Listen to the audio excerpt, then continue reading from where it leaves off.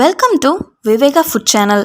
இன்றைக்கி நம்ம சேனலில் டேஸ்டியான தக்காளி சாதம் எப்படி செய்கிறதுங்கிறத இப்போ பார்க்க போகிறோம். வாங்க பார்க்கலாம். நான் இன்றைக்கி 1 கப் அரிசி எடுத்திருக்கேன். ஒரு பேன் எடுத்துகிட்டு நம்ம எடுத்து வச்சுருக்க 1 கப் அரிசியை நம்ம ஒரு 2 நிமிஷம் லோ ஃப்ளேமில் வதக்கிக்கலாம். அரிசியை ஏன் நம்ம இப்படி ஒரு 2 நிமிஷம் பேனில் ஃப்ரை பண்ணுறோன்னா சாதம் ஒட்டாமல் உதிரி உதிரியாக நல்லா வரும். அதனால தான் இந்த அரிசியை தனியாக எடுத்து வச்சுட்டு அது முங்குற அளவுக்கு தண்ணி சேர்த்து அதை ஒரு 1/4 மணி நேரம் ஊற வச்சுக்கலாம்.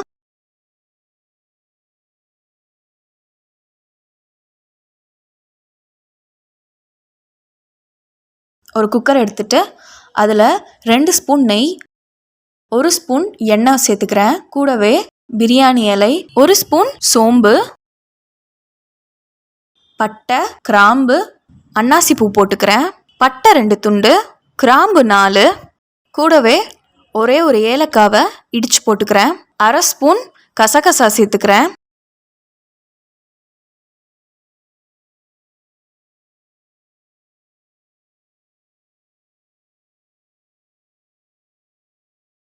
இதெல்லாம் எண்ணெயில் நல்லா பொரிஞ்சதுக்கப்புறம் எடுத்து வச்சிருக்க வெங்காயத்தை நம்ம சேர்த்துக்கலாம்.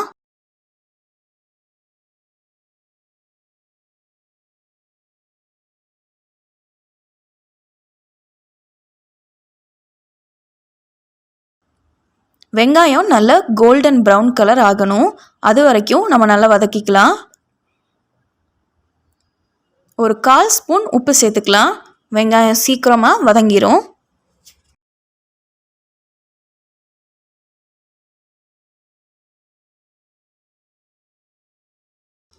இப்போ பாருங்கள், வெங்காயம் நல்லா வதங்கிருச்சு.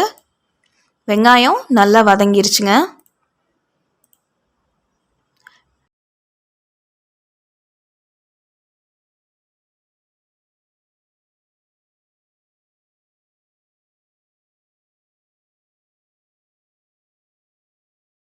நறுக்கி வச்ச 3 தக்காளியை நான் இது கூட சேர்த்துக்கிறேன். பச்சை மிளகாய் 2 பாதி பாதியாக வெட்டி சேர்த்துக்கலாம். தக்காளி பாதி வெந்துருச்சு. இந்த ஸ்டேஜில் 1/2 ஸ்பூன் இஞ்சி பூண்டு பேஸ்ட்டு நான் சேர்த்துக்கிறேன். இப்போது மசாலாஸ் நான் ஆட் பண்ண போகிறேன். 1/2 ஸ்பூன் மஞ்சத்தூள், 1 ஸ்பூன் மிளகாய்த்தூள், 1/2 ஸ்பூன் மல்லித்தூள். இந்த 3ஐயும் சேர்த்துட்டு நம்ம நல்லா வதக்கி விட்டுக்கலாம்.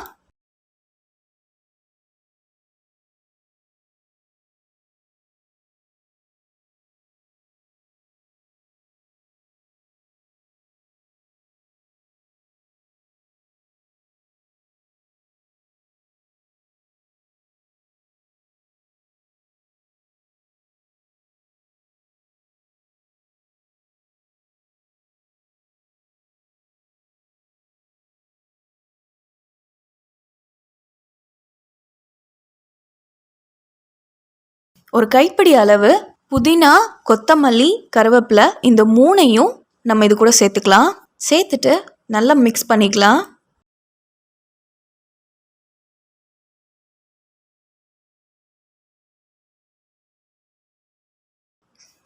இப்போ இது கூட நான் அவிச்சு வச்ச சோயாவை தண்ணி புழிஞ்சிட்டு இது கூட சேர்க்குறேன். இது ஆப்ஷனல் தான்.